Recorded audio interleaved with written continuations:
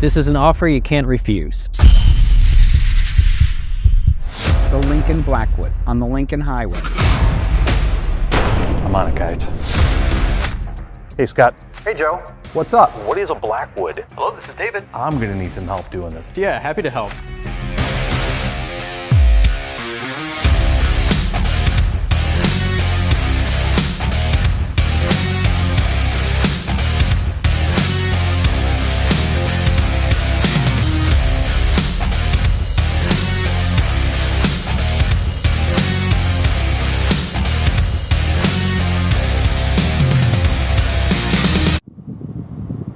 Man, I'm really ready for a tailgate. You know, now we might be on to something with the Blackwood.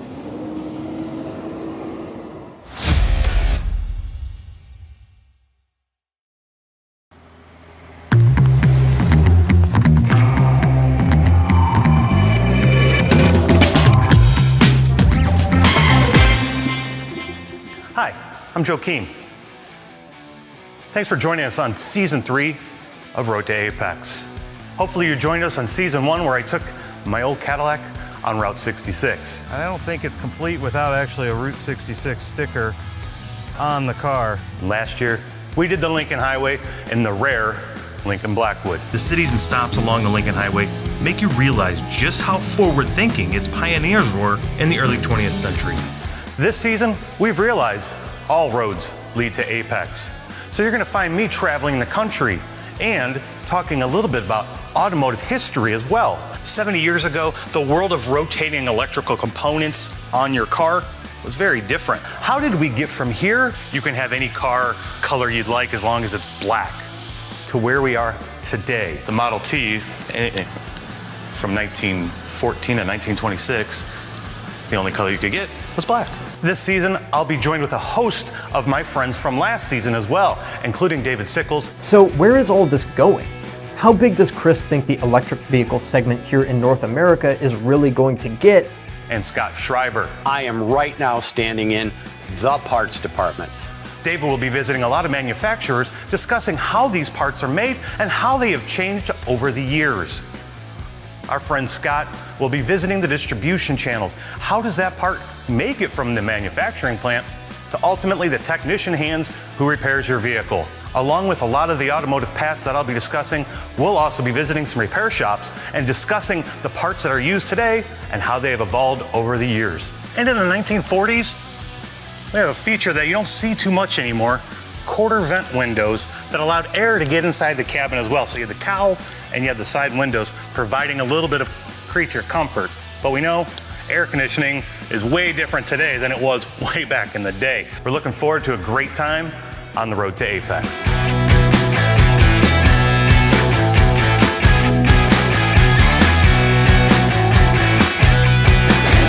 So David Sickels is at a manufacturing plant right now. Let's go ahead and find out what he's up to and what we can expect to find out from him on this season of Road to AAPEX.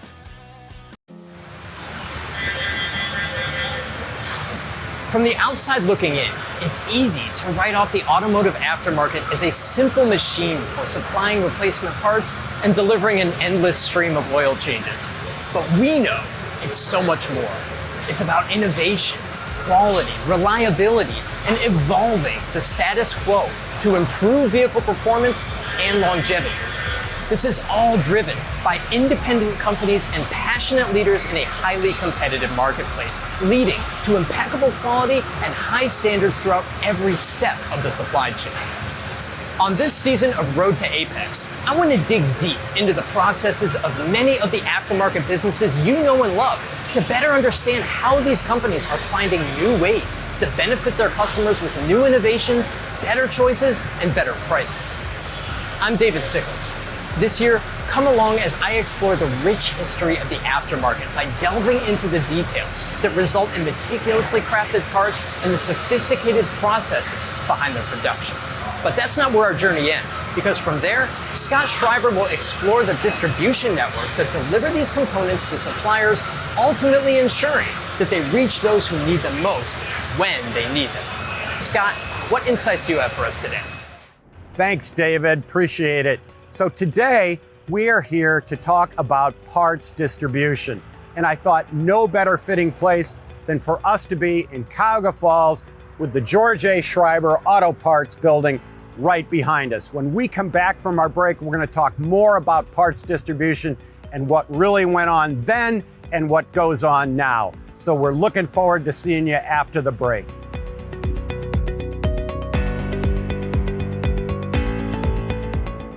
Introducing Nexa Motion Group, a family born to unite the most innovative businesses and brands in the automotive aftermarket. Here at NMG, we're not just changing the game, we're revolutionizing it by bringing together TranStar Industries and top auto care experts. We're committed to delivering everything you need for aftermarket success, from top-notch parts distribution to a cutting-edge e-commerce platform. Moving forward, with the Nexa Motion Group, where cutting-edge innovation unites with exceptional service and quality products.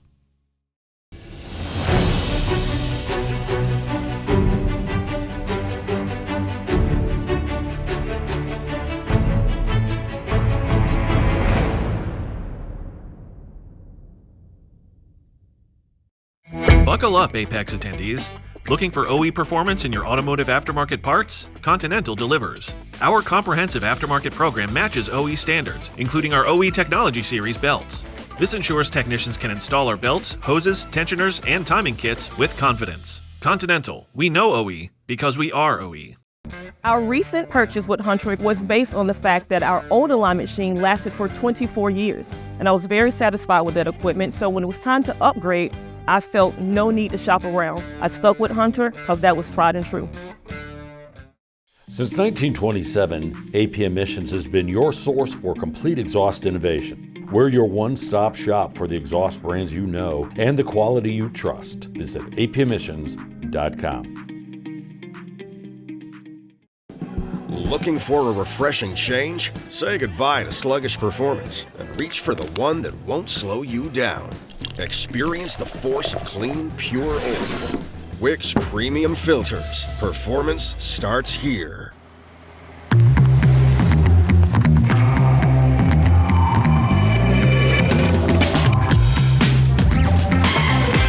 All right, here we are in Cuyahoga Falls, where it all started for me at the George A. Shriber Auto Parts Company and Machine Shop. Distribution has changed a lot over the years, and during this series on Road to AAPEX, we're going to wind our way through the past on how distribution used to work and how it works today, because there's been so many technological changes. This is where I cut my teeth. Our competitor, Napa Auto Parts, was just 15 storefronts up there, but the landscape has changed tremendously.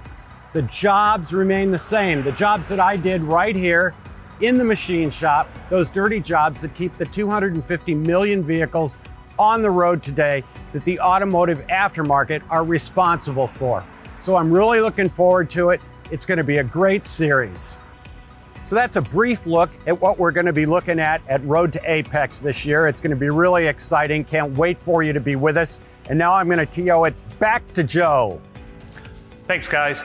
Along with David and Scott, I'll have a host of other automotive professionals joining us along our route. Remember, we might not have a car this year or a route to take, but trust me, I'm going to be all over the country exploring the past and the future. Remember, all roads lead to AAPEX. See you there. We are MPA, Motor Car Parts of America, a global manufacturer of light and heavy-duty rotating electric, brake parts, wheel hubs and bearings, turbochargers, and electrical component testing. MPA, the global leader for parts and solutions. The entire weight of today's vehicle is supported on a surface smaller than a credit card, inside the wheel hub assembly. With so much riding on it, why would you use something other than OE quality replacement parts? OE quality, premium product. BCA bearings by NTN. Aftermarket Armor introduces a bed liner that has a 4-hour pot life, which is twice as long as the competition, giving you the needed time to complete the job. A proprietary formulated product giving you the best UV resistance, protecting your vehicle from sun fade for years to come. Find out more at aftermarketarmor.com.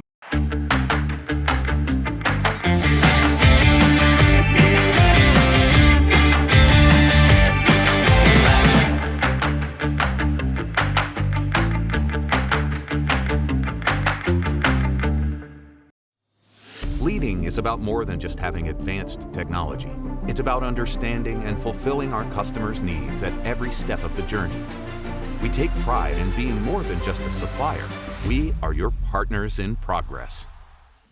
Information is power, and powerful repair information makes your technicians more efficient and your shop more profitable.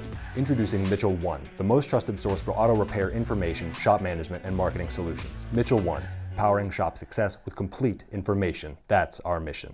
You can feel confident Continental is the smart choice in tires. Can they handle extremes? Anything for the guy who finds that one pothole. Were they made by like a bajillion engineers? Yeah. Really? Really? Really? Really. Welcome to the smart choice in tires.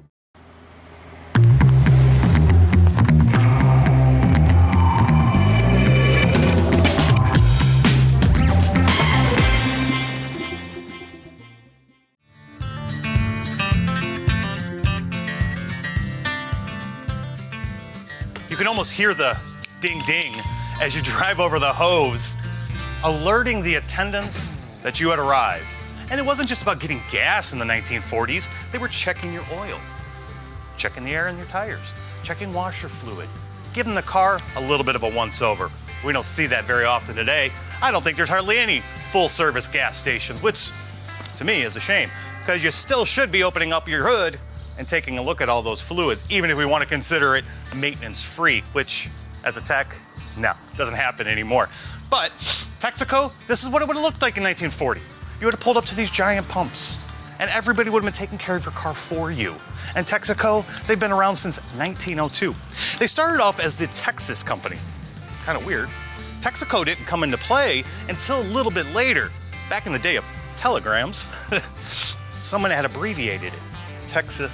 Well, that became the nickname because back in the day when you did telegrams, you wanted to save on letters because it cost you money for every single letter. So Texaco kind of became the nickname. It wasn't adopted as their full name and really changed until 1959. But Texaco's been around a long time. At one point, they were on 50 states, all of them. Maybe not quite as much today, but you'll still see Texaco all over the globe. 1932 is when they introduced the Fire Chief gasoline. 1938, we got a little bit more higher octane with the Sky Chief. These were your higher octane gases that they introduced. Of course, a little different, they contained lead. We all know today's cars and today's gasoline is unleaded and it's made very, very differently as opposed to the way it was in the 1930s and the 1940s. If you remember in season 1 when I was driving that Cadillac across Route 66, I stopped at a Texaco station just like this as well. They did the same thing there, took care of the cars, and that city, of course, Dwight, Illinois, has kept that Texaco station alive and running, just like my friend over here, Jeff Snook, and his shop. Join us this season as we visit the past, present, and the future of automotive parts, automotive manufacturing, and the distribution involved to keep cars like this one behind me running.